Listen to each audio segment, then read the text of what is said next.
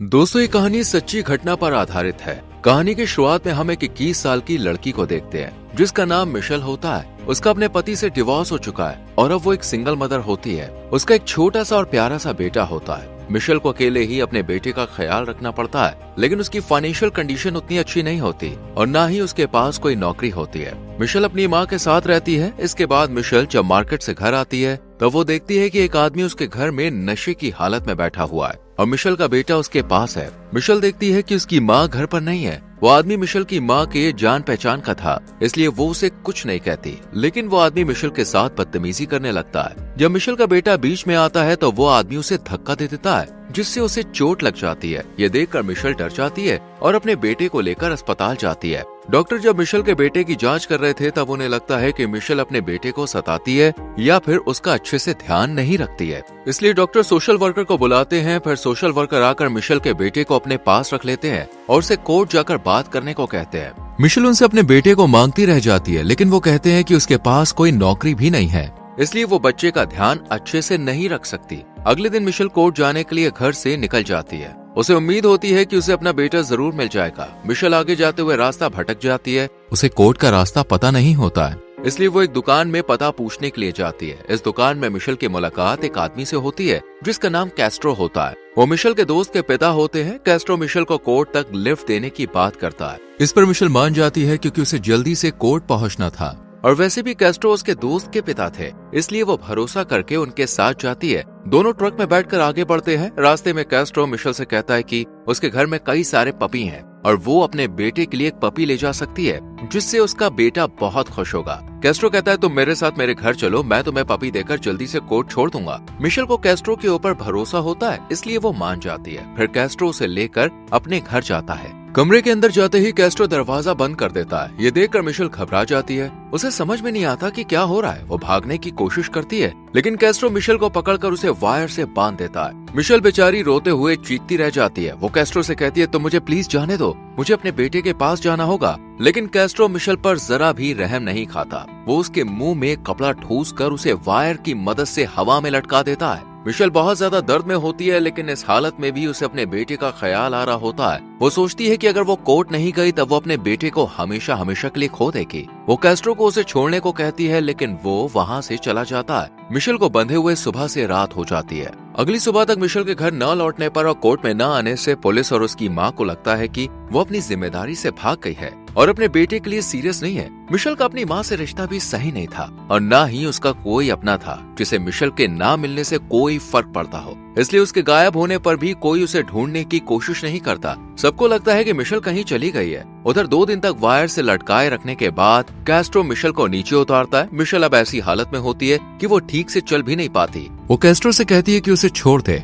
और वादा करती है कि वो किसी को उसके बारे में नहीं बताएगी, लेकिन कैस्ट्रो उसकी बात नहीं मानता। मिशेल की हालत बहुत खराब होती है क्योंकि उसने 2 दिन से कुछ भी खाया पिया नहीं होता है। पर इससे कैस्ट्रो जो एक सनकी और निर्दयी इंसान है, उसे कोई फर्क नहीं पड़ता। वो मिशेल को घसीटते हुए बेसमेंट पे ले जाता है और टॉर्चर करते हुए उसके साथ गलत काम करता है। इसके बाद वो मिशेल से कहता है कि उसकी पत्नी उसे छोड़कर चली गई है, जिससे वो अकेला पड़ गया है। अब वो मिशेल के साथ एक परिवार की तरह रहना चाहता है। वो मिशेल को बांध देता है। तभी कैस्ट्रो के घर की डोरबेल बजती है। तब वो देखने के लिए जाता है। कैस्ट्रो दरवाजा खोलता है और देखता है कि उसकी माँ उसके लिए खाना लेकर आई है। वो खाना लेकर अपनी माँ को जाने के लिए कहता है। फिर कैस्ट्रो मिशेल के पास लौटता है और कहता है तुम्हारे जाने से किसी को फर्क नहीं पड़ता, कोई तुम्हें नहीं ढूंढ रहा, अब तुम मेरी हो और अब मैं तुम्हारे साथ जो चाहूँ वो कर सकता हूँ। कुछ दिन बाद मिशेल जब खुद को आजाद करके भागने की कोशिश करती है तब कैस्ट्रो उसे बंदूक से मारने की धमकी देता है। मिशेल उसे फुसलाने की कोशिश करती है, लेकिन उसकी कोशिश नाकाम रहती है। इससे कैस्ट्रो और भी ज्यादा गुस्से में आकर मिशेल को और ज्यादा टॉर्चर करता है। ऐसे ही वक्त बीतता है और मिशेल को यहाँ रहते हुए कई महीने बीत जाते हैं। उसकी हालत भी बिगड़ने लगती है। ये ठंड का मौसम होता है और इस समय में भी कैस्ट्रो कभी कभी उसे बिना कपड़ों के रखता है। वो मिशेल को गुलाम बना कर रखता है और हर समय जंजीरों से बांध कर रखता है।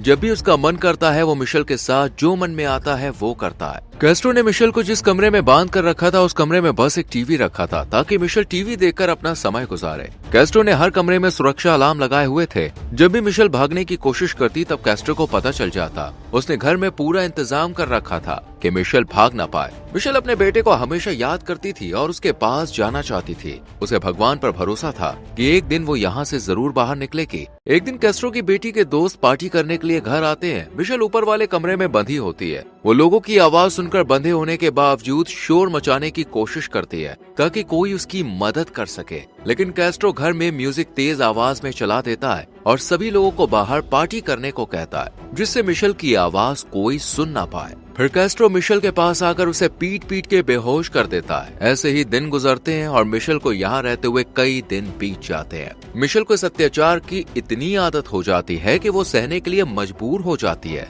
लेकिन उसने कभी भी यहाँ से निकलने की हिम्मत नहीं हारी होती। कुछ समय के बाद कैस्ट्रो मिशेल को एक प्यारा सा पपी लाकर देता है जिसके साथ मिशेल खेला करती है। लेकिन एक दिन मिशेल देखती है कि उसकी जंजीर खुली हुई है। ये देखकर वो यहाँ से भागने की कोशिश करती है, पर कैस्ट्रो उसे पकड़ लेता है और उसे बुरी तरह से मारता पीटता है और उसके पपी को भी मार देता है। कैस्ट्रो ने जानबूझकर मिशेल की जंजीर खोल रखी थी ताकि उसे पता चल सके मिशेल भागने की कोशिश करेगी या नहीं। मिशेल की भागने की कोशिश की कीमत उसके पपी को चुकानी पड़ती है। अब कैस्ट्रो को मिशेल को टॉर्चर करने में और उसके साथ ज्यादती करने में मजा आने लगा था। उसे लगने लगा था कि अब उसे कोई भी नहीं पकड़ सकता। अपनी फैमिली बढ़ाने के बहाने कैस्ट्रो एक और निर्दोष लड़की को लिफ्ट देने के बहाने किडनैप करता है और अपने घर में लाता है। इस लड़की का नाम अमेंडा होता है। कैस्ट्रो अमेंडा को भी टॉर्चर करता है और उसके साथ वही सब काम करता है। वो मिशेल और अमेंडा को 2 अलग अलग कमरों में रखता था और उन दोनों पर अत्याचार करता था। अमेंडा इस सबसे तंग आकर अक्सर रोया करती थी। जब मिशेल उससे बात करने की कोशिश करती थी तो अमेंडा बात करने से मना कर देती थी, क्योंकि कैस्ट्रो ने उसे धमकी दी थी कि अगर वो बात करेगी तो वो उसे मार डालेगा। मिशेल टीवी में देखती है कि अमेंडा के परिवार और उसके दोस्त उसे ढूंढ रहे हैं। पुलिस भी उसकी तलाश में लगी हुई है और उसके लिए एक रैली भी निकाली जा रही है। ये देखकर मिशेल को अमेंडा के लिए अच्छा लगता है, क्योंकि कई लोग अमेंडा को ढूंढ रहे थे, लेकिन मिशेल को अपने लिए काफी बुरा लगता है क्योंकि उसके किडनैप होने पर कोई भी उसे ढूंढने नहीं आया था। एक दिन मिशेल को पता चलता है कि वो प्रेग्नेंट है। जब ये बात कैस्ट्रो को पता चलती है तो वो डंबल से पेट में मारकर नष्ट कर देता है। इसके कुछ दिनों बाद कैस्ट्रो मिशेल के पैरों पर जंजीर बांधकर उसे घर के पीछे लकड़ी काटने को कहता है। मिशेल की हालत खराब होती जा रही थी, लेकिन कैस्ट्रो जो इंसान के रूप में एक शैतान से कम नहीं था, उससे जबरदस्ती काम करवाता था। काम करते समय मिशेल इशारों में कैस्ट्रो के पड़ोसी से मदद मांगने की कोशिश करती है, लेकिन वो आदमी बुजुर्ग होता है जिससे उसे कुछ भी समझ में नहीं आता। मिशेल को यहाँ पर कभी खाना मिलता है तो कभी कभी उसे खाली पेट ही सोना पड़ता है। उसे बस यहाँ पर दर्द सहना पड़ता था। इसके बाद कैस्ट्रो अब एक और लड़की को किडनैप करके लाता है। उस लड़की का नाम जीना होता है, पर जब कैस्ट्रो उसको कमरे में ला रहा होता है तब वो बहुत ज्यादा चिल्लाती है। उसकी चीख सुनकर कैस्ट्रो की एक पड़ोसन पुलिस को बुलाती है, पर पुलिस को कैस्ट्रो के घर से कोई भी आवाज सुनाई नहीं देती और उन्हें बाहर से सब कुछ सही लगता है, इसलिए वो चले जाते हैं। यहाँ कैस्ट्रो जीना को मिशेल और अमेंडा के पास लाता है। जीना यहाँ पर मौजूद दोनों लड़कियों को देखकर और ज्यादा डर जाती है। इसके बाद कैस्ट्रो जीना के साथ भी वही करता है जो वो इतने दिनों से मिशेल और अमेंडा के साथ करता आ रहा है। कैस्ट्रो अमेंडा से मिशेल और जीना के बाल काटकर छोटा करने को कहता है। अमेंडा डर के मारे ऐसा ही करती है। कैस्ट्रो अमेंडा को पसंद करता था, इसलिए वो उसे अपने साथ रखता था और मिशेल और जीना को एक साथ दूसरे कमरे में रखता था। जीना को अपने परिवार की बहुत याद आती है और वो रोने लगती है, पर मिशेल उसे हिम्मत देती है। वहीं जीना के माता पिता और कुछ लोग उसे ढूंढने के लिए सबसे मदद मांग रहे होते हैं। वो न्यूज चैनल से बात कर रहे होते हैं और उसके लिए पोस्टर लगाकर रैली निकाल रहे होते हैं। उनके बीच कैस्ट्रो जाकर जीना की माँ से कहता है कि उनकी बेटी जरूर मिल जाएगी। यहाँ लड़कियाँ टीवी में ये सब देख रही होती हैं। यहाँ रहते हुए मिशेल, जीना और अमेंडा अच्छी दोस्त बन जाती है और एक दूसरे के साथ बहनों की तरह व्यवहार करती हैं। जब भी कैस्ट्रो किसी के साथ गलत करता है तब वो एक दूसरे का साथ देती थी। एक दिन मिशेल और जीना को न्यूज से पता चलता है कि अमेंडा की माँ की मौत हो गई है। ये सुनकर उन्हें काफी बुरा लगता है। कुछ दिन के बाद कैस्ट्रो तीनों लड़कियों को अपने पास बुलाकर खाना देता है और बताता है कि तुम्हारे लिए एक सरप्राइज है। वो कहता है कि अमेंडा प्रेग्नेंट है और अब उनका परिवार बढ़ने वाला है। वो ये बच्चा चाहता है। एक रात अमेंडा को लेबर पेन होता है, तब कैस्ट्रो मिशेल और जीना को बंदूक की नोक पर रखकर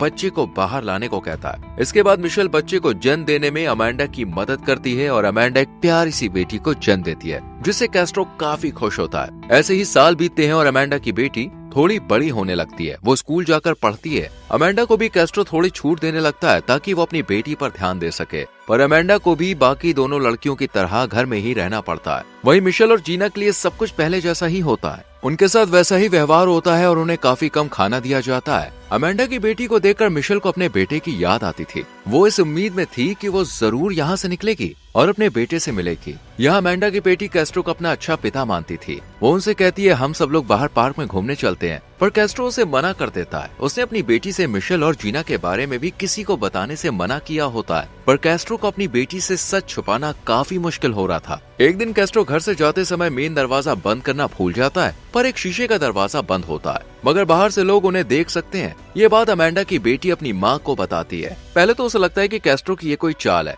पर कैस्ट्रो जब सही में नहीं दिखता तब अमेंडा चिल्लाकर मदद मांगती है। तब पड़ोसी आकर शीशे का दरवाजा तोड़कर उन्हें घर से बाहर निकालते हैं। अमेंडा उन्हें बताती है कि वो वही अमेंडा है जो कई साल पहले किडनैप हो गई थी। इसके बाद पुलिस को बुलाया जाता है, जिसके बाद पुलिस घर में घुसकर मिशेल और जीना को बाहर निकालती है, पर उन्हें विश्वास ही नहीं हो रहा होता है कि वो आजाद हो गई हैं। लगभग 11 साल की कैद के बाद मिशेल को आखिरकार अपनी जिंदगी में वापस जाने का मौका मिलता है। मिशेल बहुत ज्यादा खुश होती है। वो किसी भी हालत में अपने बेटे से मिलना चाहती हैं, पर तीनों लड़कियों की हालत ठीक नहीं होती, इसलिए उन्हें हॉस्पिटल इलाज के लिए भेज दिया जाता है। उन्हें इतने सालों से जो इस कैद में रखा गया है, इस सदमे से बाहर आने में उन्हें समय तो लगने वाला था। मिशेल अब मर्दों से नफरत करने लगती है। उसके पास कोई भी आदमी बात करने के लिए आता था तब उसे कैस्ट्रो की याद आती थी। यहाँ मिशेल जब हॉस्पिटल में होती है तब उससे मिलने उसके घर वाले भी नहीं आते हैं। वहीं जीना और अमेंडा से इसके परिवार के लोग मिलते हैं जो उन्हें सपोर्ट करते हैं, और वो दोनों अपनी जिंदगी में एडजस्ट होने की कोशिश कर रही होती हैं। और मिशेल जब हॉस्पिटल से बाहर आती है तब उसे पुलिस ऑफिसर से पता चलता है कि जब उसका बेटा 4 साल का था तब उसे एक अच्छे परिवार ने गोद ले लिया था, पर वो परिवार अब नहीं चाहता कि उनका बेटा मिशेल से मिलकर परेशान हो, इसलिए उन्होंने उसे अपने बेटे से मिलने को मना कर दिया है। ये जानकर मिशेल को काफी बुरा लगता है। उसका पहले से ही जीवन में कोई नहीं था, और जब वो इतने सालों के जुर्म को सहकर बाहर आई तो वो अपने बेटे से भी नहीं मिल सकती थी। मिशेल के पास रहने के लिए कोई जगह नहीं होती है, इसलिए सरकार की तरफ से उसे एक घर और एक सुविधा दी जाती है। फिर मिशेल कोर्ट में कैस्ट्रो के खिलाफ गवाही देती है और सब कुछ बताती है जो भी उसने 11 सालों तक उसके साथ किया होता है, और वो कैस्ट्रो को उम्र कैद की सजा देने को कहती है। इसके बाद कैस्ट्रो को घटिया काम के कारण उम्र कैद की सजा दी जाती है, पर कैस्ट्रो कुछ महीने बाद जेल में खुद को खत्म कर लेता है। वहीं तीनों लड़कियां अपनी जिंदगी को फिर से शुरू करती हैं, और मिशेल इस सब के ऊपर एक किताब भी लिखती है। इसी के साथ मूवी खत्म होती है। दोस्तों, यहाँ तक वीडियो देखने के लिए थैंक यू वेरी मच। ऐसी और मूवीज एक्सप्लेनेशन देखने के लिए वीडियो को लाइक और शेयर करके चैनल को सब्सक्राइब करें, बेल आइकॉन प्रेस करें। मिलते हैं अगली वीडियो में।